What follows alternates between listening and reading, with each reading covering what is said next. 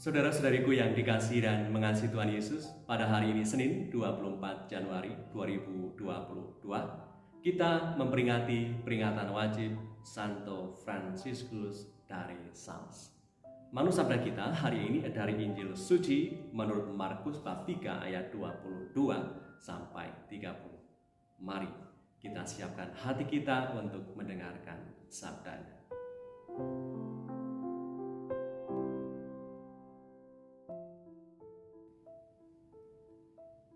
Sekali peristiwa, ahli-ahli Taurat yang datang dari Yerusalem berkata, "Ia kerasukan Beelzebul, dan dengan penghulu setan ia mengusir setan."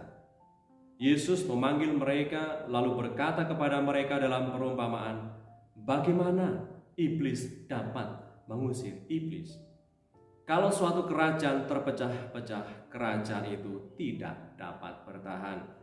Dan jika suatu rumah tangga terpecah-pecah, rumah tangga itu pun tidak dapat bertahan.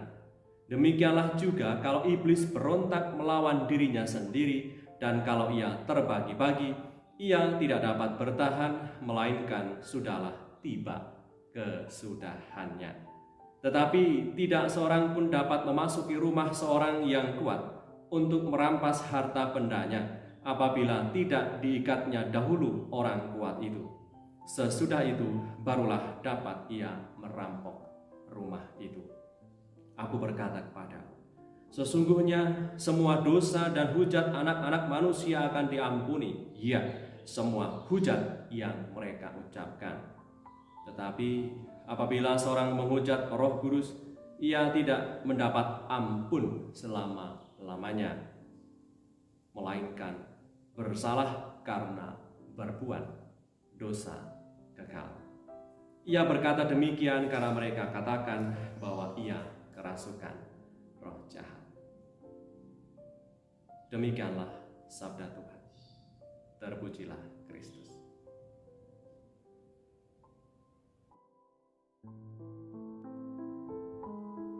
Saudara-saudariku yang terberkati, sudah banyak mata dan masa mengarahkan pandangan dan kekaguman mereka kepada Tuhan Yesus. Tidak lagi pandangan dan kekaguman mereka mengarah kepada ahli-ahli Taurat dan orang-orang Farisi. Mereka mengarahkan pandangan dan perhatian serta kekaguman mereka kepada Tuhan Yesus, sebab Tuhan Yesus hadir sebagai sesama yang lebih berkuasa, karena ia adalah Allah yang hadir menjelma menjadi manusia dan tinggal di antara mereka, tinggal di antara kita. Tuhan Yesus mampu mengajar banyak orang tentang Allah yang penuh belas kasih dan kerahiman, sebab ia sendiri Allah yang menjadi manusia. Ia hadir sebagai manusia, tentunya lebih berkuasa daripada ahli-ahli Taurat. Sebab Yesus adalah Sang Sabda Allah yang menjadi manusia.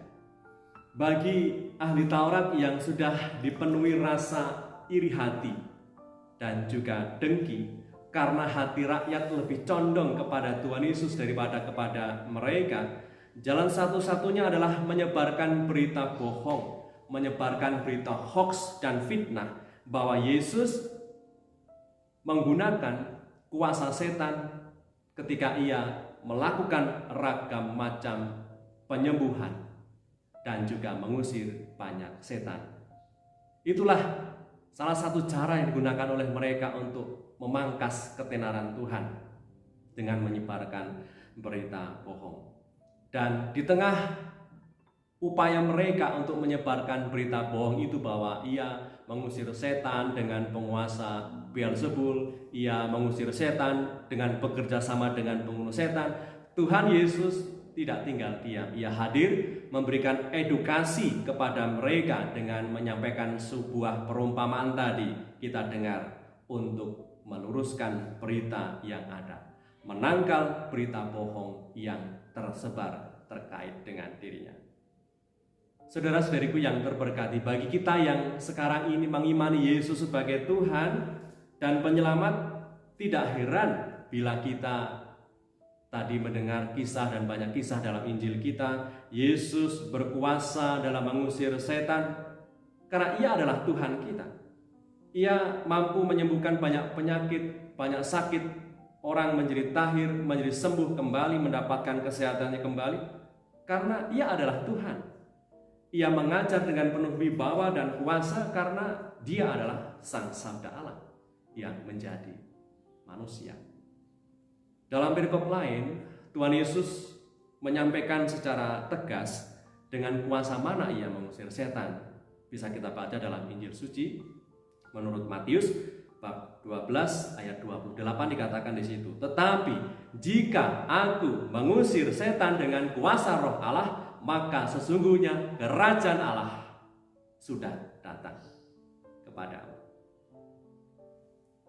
Saudara-saudariku yang terberkati, Ia mengusir setan dan melakukan ragam macam mukjizat dengan kuasa Roh Allah yang ada di dalam dirinya.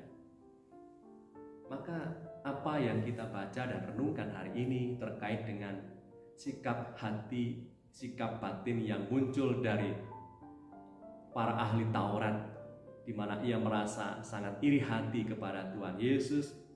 Adakah juga kita bertanya dalam diri kita, menjadi refleksi kita juga?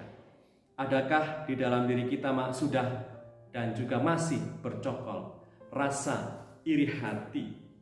Sebab rasa iri hati ini tentunya bisa menghalangi kita untuk bisa melihat dan mengalami masih ada begitu banyak ragam macam berkat yang Tuhan berikan kepada kita. Namun oleh karena iri hati yang masih bercokol dalam diri kita, ini menjadi penutup mata batin kita untuk melihat masih ada begitu banyak berkat yang Tuhan berikan kepada kita. Semoga hari ini kita mampu memangkas segala macam hal yang seringkali menghalangi kita untuk bisa melihat ragam macam berkat yang Tuhan berikan kepada kita, dan semoga sabdanya membuka mata batin kita untuk lebih mudah bersyukur di dalam kehidupan ini. Marilah berdoa. Dalam nama Bapa dan Putra dan Roh Kudus. Amin.